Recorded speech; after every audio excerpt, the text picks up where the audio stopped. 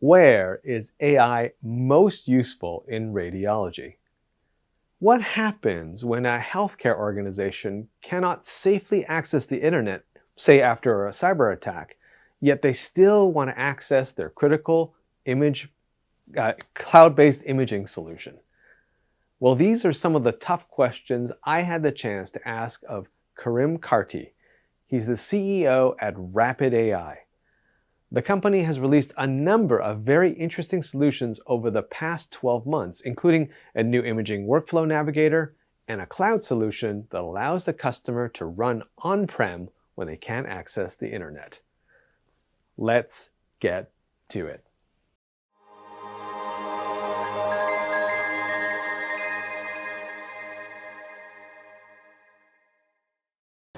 Karim, welcome to the program. Thank you, Colin. Nice to see you. I'm excited to be here in the RapidAI booth, but before we dive into today's discussion, can you tell us a little bit about you and your organization?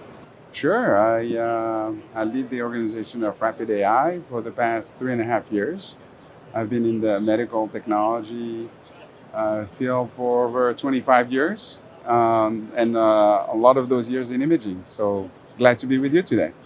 I'm glad you're here as well. And I'm excited because you guys have something called Edge Cloud that I'm very interested to learn more about. Can you tell me more about that product? Of course. This is our newest platform. It's a cloud-native platform that has the unique ability to also toggle to on-prem should the customer want to have capabilities to go on-prem if they need for cybersecurity reasons to disconnect to the cloud. It's a very unique capability. But their core platform is a cloud-native platform based on the latest, tech stack and technology that allows parallel processing of all of our capabilities, and most importantly, orchestrate all of our clinical modules and allow deep integration with radiology workflow on one side, and then the clinical workflow through our mobile application on the other side. Wait. So let me did I hear you right that this is both can go on-prem as well as in the cloud? That's correct. And the reason is for in case the cloud isn't available or there's some cybersecurity event? Wow. Exactly. Tell me more about that. Yeah, this is a very unique capability. I think it's the first in the industry to have that capability. And we built it based on customer needs and the request that in case the customers are experiencing an attack or need to disconnect from the cloud, they still want to run a lot of our application, especially for acute care patients, especially stroke. And so we developed this capability that's very unique where should the customer want to stop connection to the cloud, we toggle all of our application to our on-prem server that is acting as the cloud gateway and allows the hospitals to run it. But here's the best part of it. We did have many instances where actually customers had to use this capability. And Rapid was one of the few applications actually running in the hospitals and allowing patients to be treated. So is it a very seamless cutover to? It's fully automated. Wow. Okay. So you're treating this almost like a backup, like that's correct. Like so, if there's a cybersecurity incident happening at the moment, they can still continue to see patients, get access to the radiology reports and all this. Exactly. It's having a full redundancy. I like it. I like it. So, Karim, since you've been in the industry for so long, where do you see AI being most valuable for radiology? So you have to start with, what are the big challenges for radiology? In the past, 10 years, there has been, number one, an explosion of capabilities for radiology through imaging innovation. Mm-hmm. And so the complexity of imaging has massively increased. And at the same time, the amount of studies have increased in a very significant manner. At the same time, the number of radiologists have not tremendously increased. And so there is a mismatch between, supply and demand. So radiologists need to have systems that will allow them to spend more time on really complex studies and less time on, simple studies that they can process a lot faster. Okay.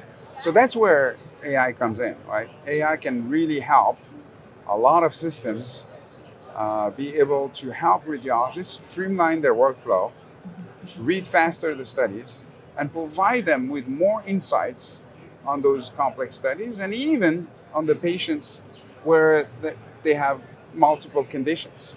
And so this is what we're working on developing, and we call it deep AI. It's AI that allows not only to do triage, which is good, it allows detection, but you need also to give more information to the radiologist. So you need to localize, you need to visualize, you need to track and quantify, and this is what we stand for. It really does sound like you're building a solution to allow radiologists to practice at the top of their game. That's right? Absolutely. So that way they're not worried about the minutia, the mundane stuff. You're taking that and maybe accelerating that for them.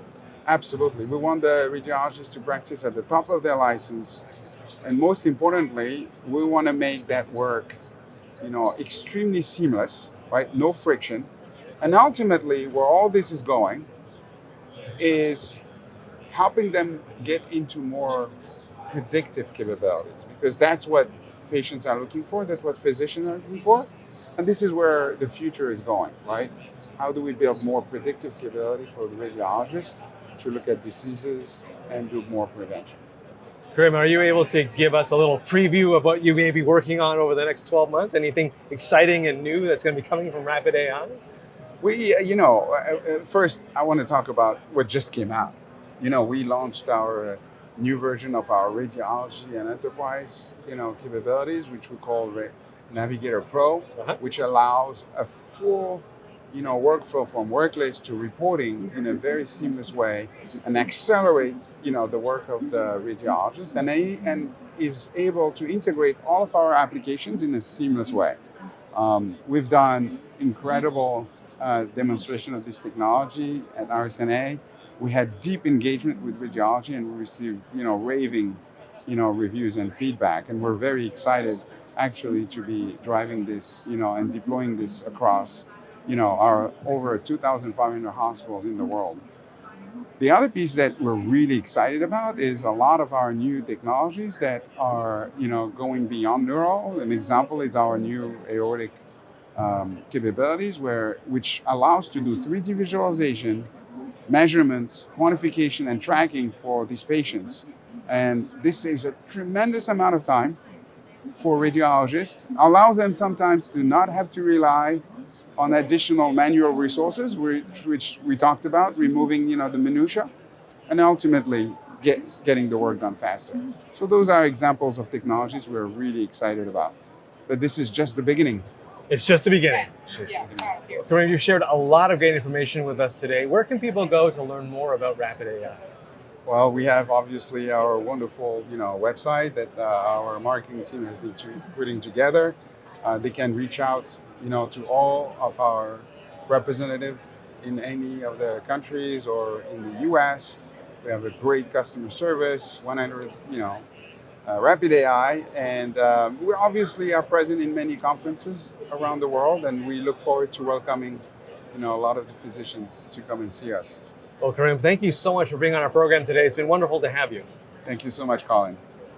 I applaud Karim and the team at RapidAI for giving serious thought to how a healthcare organization could continue to use their cloud-based imaging solution even when they can't access the internet. It says a lot about the company that's really thinking about how their customers really use technology and what they really need. And I'm sure that has translated into the new Navigator solution that they announced here. I can't wait to catch up with RapidAI at the next conference to see what they've come up with next. And hey, if you made it this far in the video, it would really help us if you could mash that like button and click subscribe. Also, head over to healthcareittoday.com where you will find more great content like this. I'm Colin Hong. Thanks for watching, and I'll catch you on the next video.